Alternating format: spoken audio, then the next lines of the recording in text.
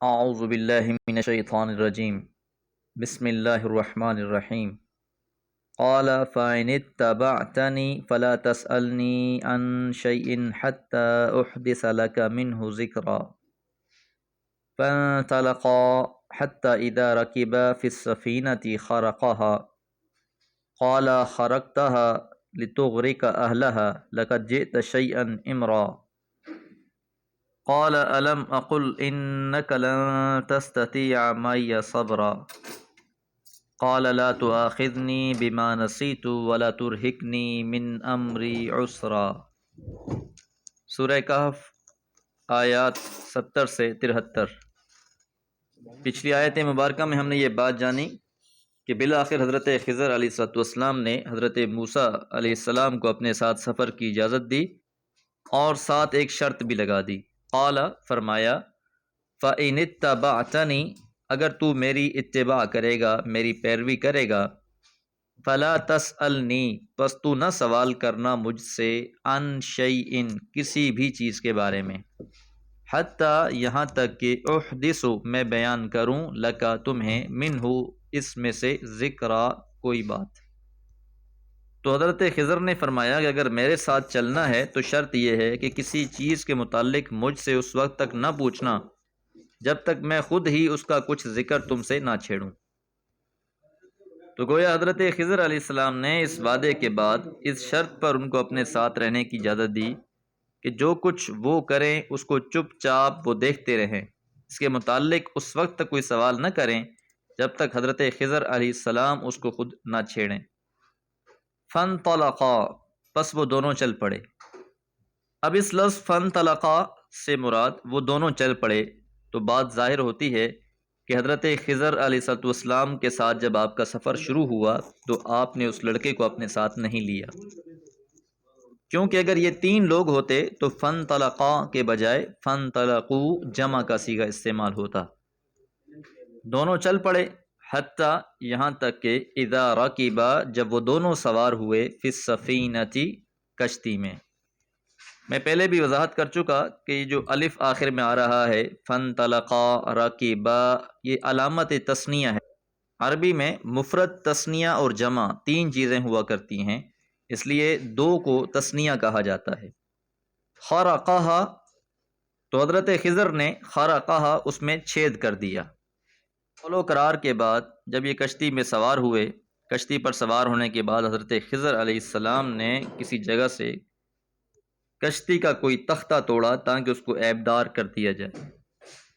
اب حضرت موسیٰ علیہ السلام نے جیسے ہی یہ منظر دیکھا، قالا تو آپ نے کہا، اخرقتہا کیا تو نے اس میں چھید کر دیا ہے، لتغرقا کہ تو غرق کر دے، ڈبو دے، اہلہا اس کشتی والوں کو، لقد جئت شیئا امرا اور آپ نے تو بڑی ہی عجیب حرکت کی ہے۔ اب حضرت موسیٰ علیہ السلام یہ منظر دیکھ کر ضبط نہ کر سکے اور فوراً کہہ دیا کہ آپ تو کشتی والوں کو ڈبونا چاہ رہے ہیں اور یہ تو بڑی ہی عجیب حرکت کر رہے ہیں آپ۔ تو حضرت خضر علیہ السلام نے فوراً کہا، قال فرمایا، الم اقل کیا نہیں میں نے کہا تھا، انکا بلا شبہ آپ، لن تستطیع ہرگز استطاعت نہ رکھ سکو گے، معیہ میرے ساتھ، صبرا صبر کی۔ یعنی میں نے تو شروع میں ہی کہہ دیا تھا کہ آپ میرے ساتھ صبر کے ساتھ سفر نہیں کر سکتے۔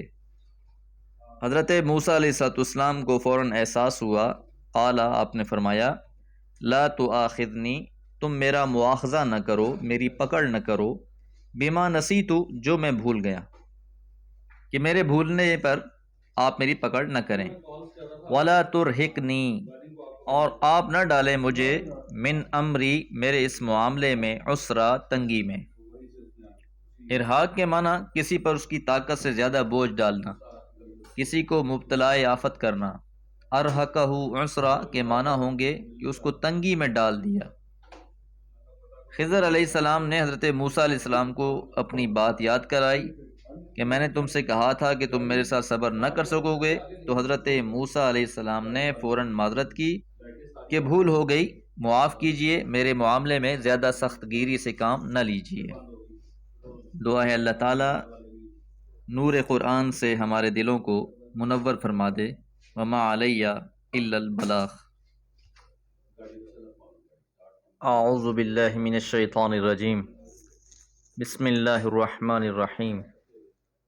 فانطلقا حتى إذا لقيا غلاما فقتله قال أقتلت نفسا زكية بغير نفس لقد جئت شيئا نكرا قال ألم أقل لك إنك لن تستطيع معي صبرا قال إن سألتك عن شيء بعدها فلا تصاحبني قد بلغت من لدني عذرا۔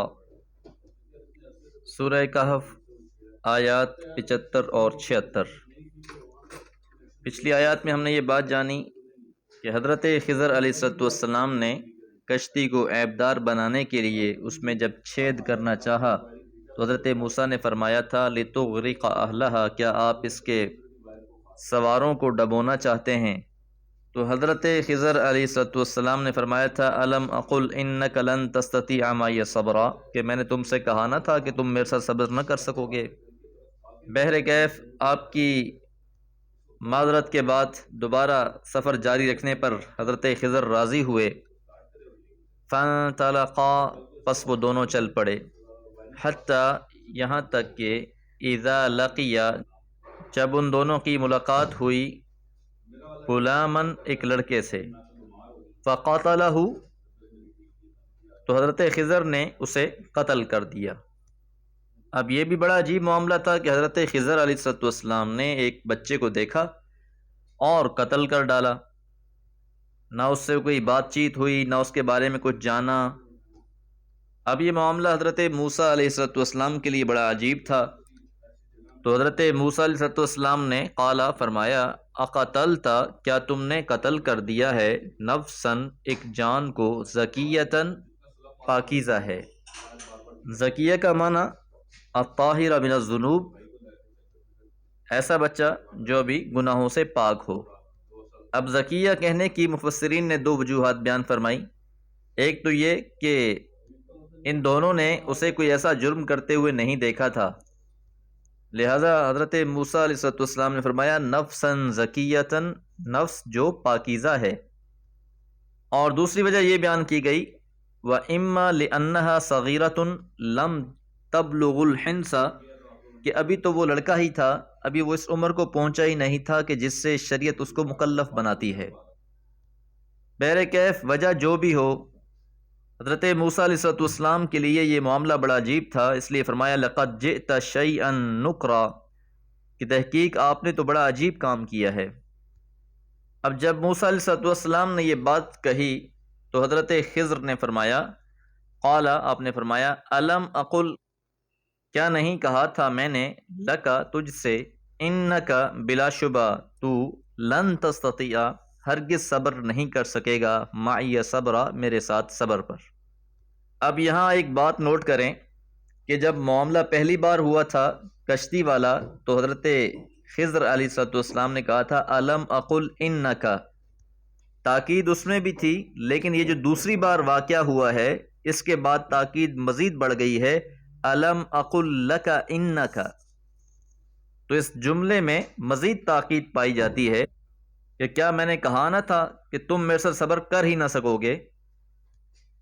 جب انہوں نے یہ بات کہی تو حضرت موسیٰ علیہ السلام کو احساس ہوا، قالا، تو آپ نے فرمایا، ان سألتک، اگر میں نے سوال کیا آپ سے، عن شیئن، کسی بھی چیز کے بارے میں، بعدہا، اس کے بعد، یعنی اس واقعے کے بعد، اب تک جو ہو چکا سو ہو چکا، اب اگر میں آپ سے کسی چیز کے بارے میں بھی سوال کر بیٹھوں، فلا تصاحبنی، تو آپ مجھے ساتھ نہ رکھیے گا، مجھے ساتھی نہ بنائیے گا، قد بلغت من لدنی عذرا، آپ میری جانب سے حد عذر کو پہنچ گئے، یعنی اب اگر میں تیسری بار بھی ایسا کروں تو اس کے بعد آپ حق بجانب ہوں گے کہ مجھے آپ اپنے ساتھ نہ رکھیے گا۔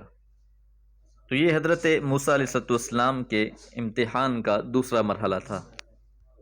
دعا ہے اللہ تعالی ہم سب کو آزمائشوں سے محفوظ رکھے۔ وما علیہ الا البلاغ۔